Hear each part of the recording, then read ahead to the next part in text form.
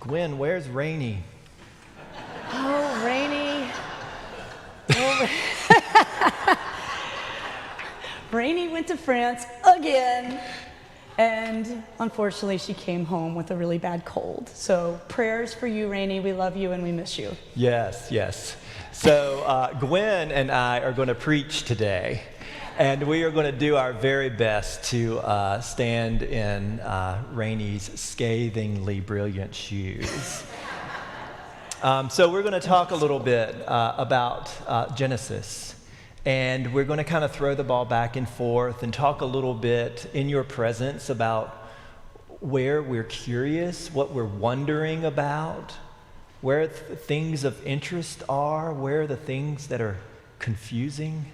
And hopefully in hearing us throw the ball back and forth, you'll hear something in there that settles with you and your soul. And this is very much similar to the sermon preparation process. I call my clergy friends all the time and say, what are you going to do with that reading on Sunday?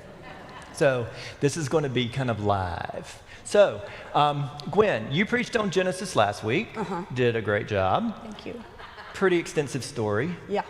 Where are we now with Genesis?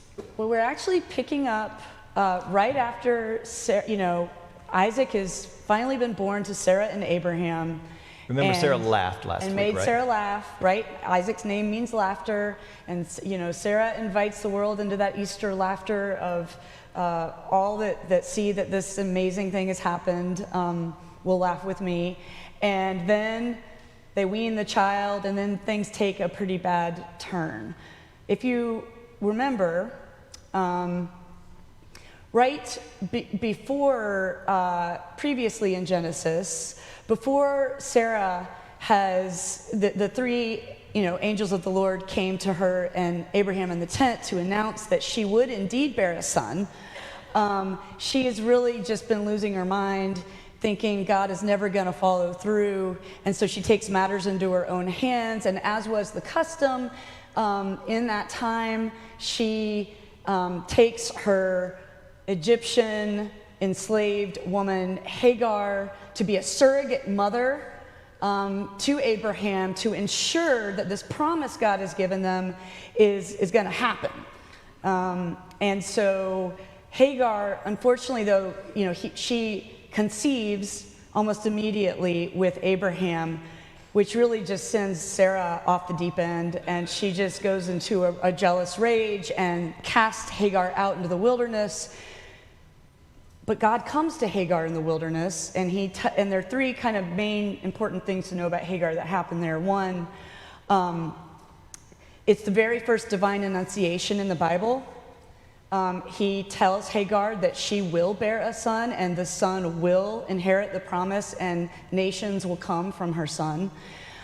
Two, Hagar is the first person and the only person in the Old Testament to name God and live. She names God in the wilderness as El Roi, the God who sees, who has seen me, and I have survived. So that makes her a very significant character. And third, God does a kind of a strange thing. God asked her to go back and submit to Sarah and Abraham. So there's a big question there. And then we don't hear from her again until after Isaac has been born. Yeah. So it's a wild story. And it makes me think of, first of all, Hagar is seen, right? Mm-hmm. She's noticed. And it makes me ask the question, why do you think the author or authors of Genesis even include this story? It doesn't make Sarah look that great. Nope. And so, yeah. It brings into question this entire idea of God's promise and blessing and election of Israel as the chosen people that has to go through Abraham, Isaac, Jacob, and on through, right? Yeah. And so it creates this huge contradiction about, wait a minute. Yeah. Who's God choosing? Who did God really make a promise to? Who's the elect here? Right. And what it makes me think about too is the story of Hagar and Ishmael could have continued, but it just happens to be the story of Abraham and Isaac and Jacob. That's the story that gets continued. And I think one of the places our human, fair-oriented mind wants to go is, this doesn't seem fair. Right. It just doesn't seem fair. And so it causes us to think about what is fairness? And do we impose our own ideas of fairness upon God? Because the reality is that God is faithful to Hagar and Ishmael. Absolutely. And even though they don't get the spotlight, the center stage in the story, God is still faithful to them. And so that's the message for me, that if I were going to preach on this, it is a story of Which you are. God's faithfulness. Right now. Yeah. The text never makes us choose.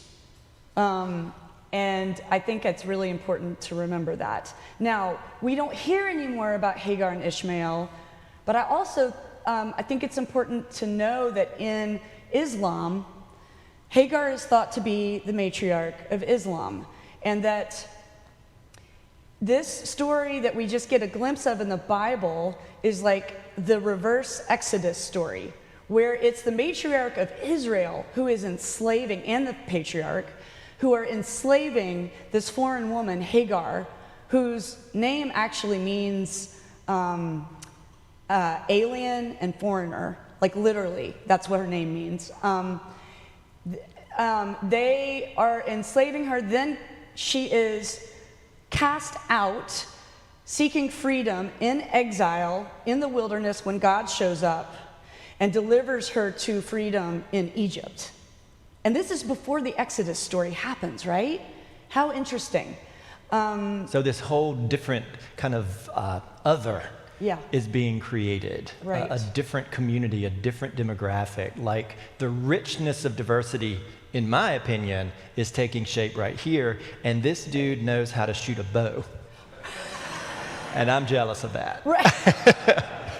And in Islam, the story goes that Abraham ends up joining Hagar and Ishmael, and they go to Mecca, and they build the temple, and they are the Ishmael is the and obviously his mother Hagar are the ancestors of Muhammad.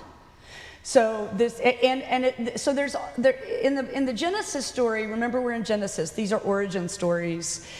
People are individuals, but they also represent entire peoples. So there's this ethnographic, the authors of Genesis are trying to wrestle with who are the Arabs and how do we explain them? And how do we, if we really believe everybody's made in God's image, how do we say we're the chosen people? But then there's this whole other tribe of people we know of that are out there. So Hagar and Ishmael become kind of the origin story for the Arab people in the eyes of the people writing from exile in Babylon about origins. And how is God at work? Right, in their lives too. In their lives also. Because, again, it would be easy just to kind of like, that's not fair, God. But God is at work. So another thing that's happening here is this doesn't indicate that Abraham is going to have a life of ease now. Right. Because next week we're going to hear about the near sacrifice of Isaac. Yeah. So there is also something going on here. It says that Abraham rose early in the morning. You're going to hear that same thing next week. And so there are some connections that our author, our storyteller, is making, even between this particular sacrificial act that Abraham is having to make and the one he'll have to make with Isaac, of the chosen, of the chosen nation. So I just think that's... Some people call this the sacrifice of Ishmael. Right. So there are all kinds of interesting things going on there. All right, so I think where would you land here? For me, I get caught in Sarah just getting insanely jealous of Ishmael. She doesn't want Ishmael to inherit. And I can relate to that. All around the world today, there's this phrase going around that just because you get you get more of something doesn't mean that people have to get less, right? And so there's this idea here that there is enough of God to go around. Right. Just because somebody else gets more doesn't mean we get less. So I kind of land in Sarah's shoes today. What about you? Where do you kind of locate yourself in the story? Well, yeah, I mean, I totally would identify, I mean, on one hand, as a, white first world woman of privilege, I totally can identify with that Sarah mentality. And I also identify with Hagar. I mean, all of the stuff that's been going on, those flyers in Charlottesville this last week from the KKK about how there is no pride and, all the horrible homophobic things they were saying. I go back to my own coming out when I was 16 in Nashville in 1988 and how I really felt like Hagar. I mean, I felt like I was sister outsider. I was other, and I had been banished. And even I felt like God had banished me, and there was no future that I could see. I was wailing in the wilderness. So I really identify with that too. And I think we probably all can identify with both Sarah and her privilege. She kind of represents the kind of privileged, imperialistic, colonialistic, horrible power, hierarchical power grab. Fear that is so ingrained in us. And then we also can identify with the outcast, the other, the woman who is enslaved and exiled, right? And on the margins. And her son. Yeah. And, that Hagar has to make that sacrifice. She thinks her son's going to die. Yeah. Right? She puts him under a bush. It's interesting, too, that at this point, Ishmael would have been about 17 years old. Right. But as we were talking about in Bible study, chronology was not the priority of the Genesis This is a different kind of history. Don't get out your calculator. All right, so the idea of being written out of history, written out of the story. Mm-hmm. I'm going to turn it out there to you now. Turn to a neighbor, somebody nearby. Who do you relate to? What experience do you relate to in this narrative? Have you ever been written out of the story? Or have you ever written others out of the story? Where are you in the story? Take a few minutes.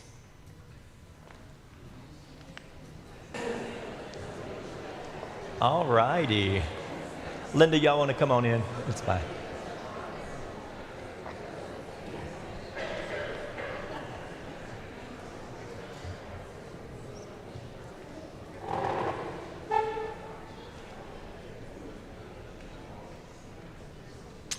All right. So, I think that a lot of our readings today have to do with this idea of figuring things out.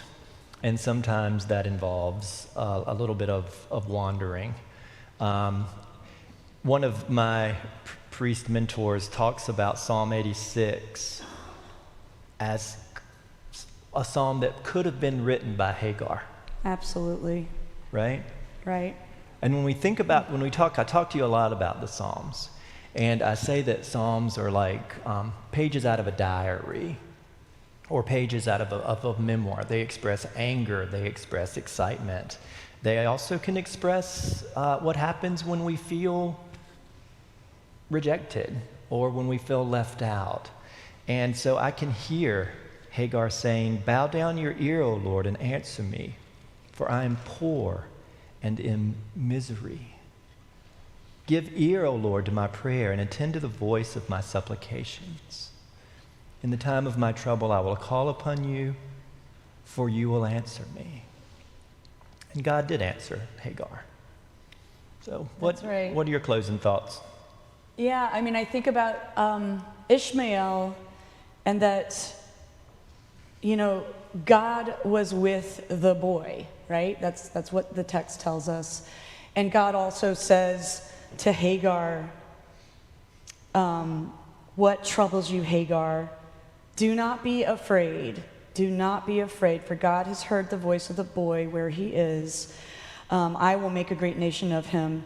And then God opens her eyes and she sees a well of water, which we know tends to be a symbol of God's blessing, God's grace, God's goodness. Just like God will show a lamb next week.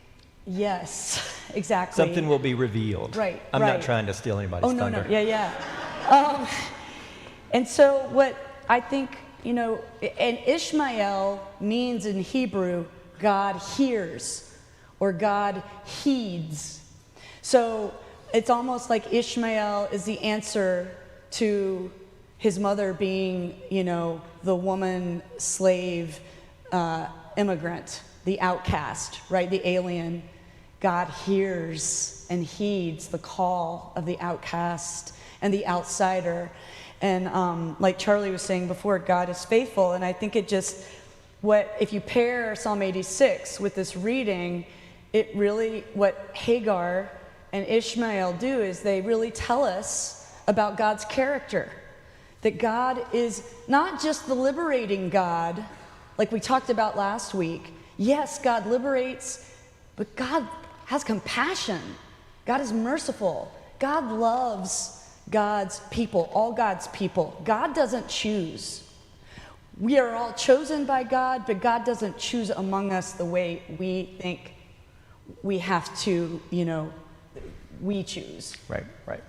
And just because we're not first doesn't mean we're not heard by God, and that God is not present, and that God is not faithful. And that can be a kind of a hard thing to get your mind around. All right, shall we be done? Yes. Thanks be to God.